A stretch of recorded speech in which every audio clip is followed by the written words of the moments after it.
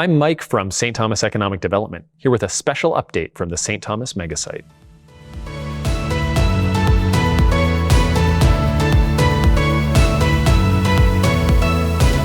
Thanks for taking the time to watch this special edition of From the Beehive. As we reach the end of 2024, we wanted to pause and look back at what has been accomplished over the past year.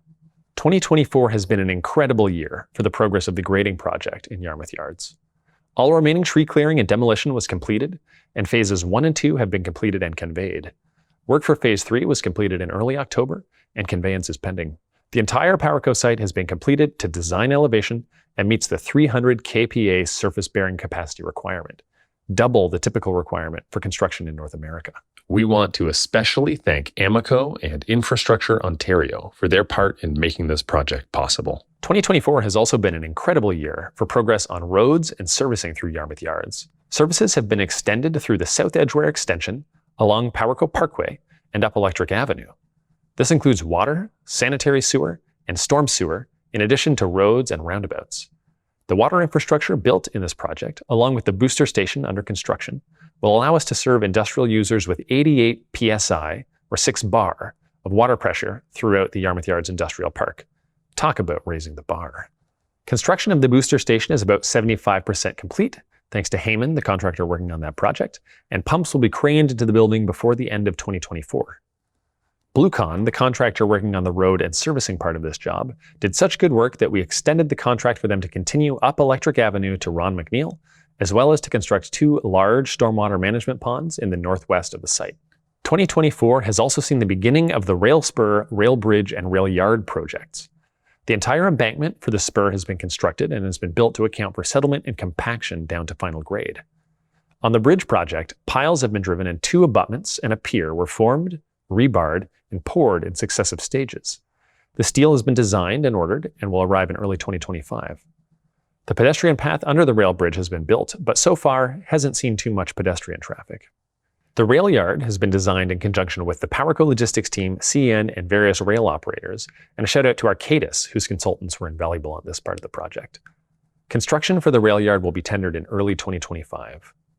Grading for the rail yard is nearing completion through an extension of an Amico contract to keep them on site and engaged and to keep the project running ahead of time.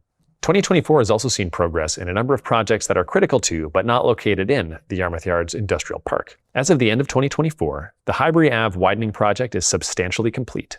The project expanded the road to 4 lanes all the way to the boundary of the city, and all roundabouts will be open by the end of 2024.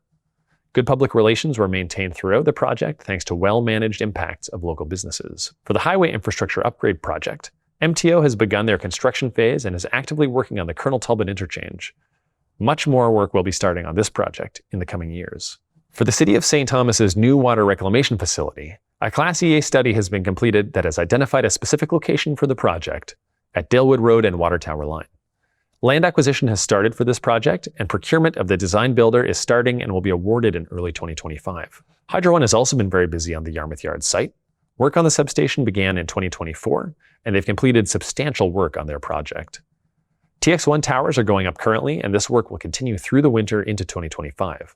Hydro One has also chosen their preferred path for the Transmission 2 power line, TX2, to bring power in from the line tap in South London into Yarmouth Yards. We're very thankful to Hydro One for their efforts to bring us the needed power to power Powerco. And speaking of Powerco, they've had a big year in 2024 too.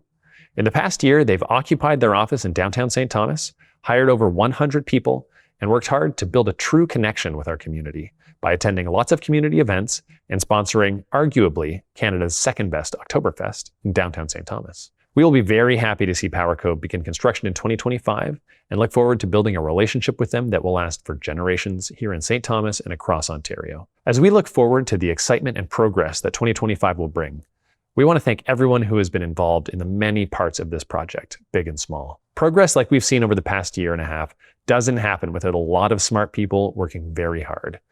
We're lucky to have so many of them pulling for us. I hope you enjoyed that update. Like and subscribe to stay tuned for an action-packed 2025 just around the corner.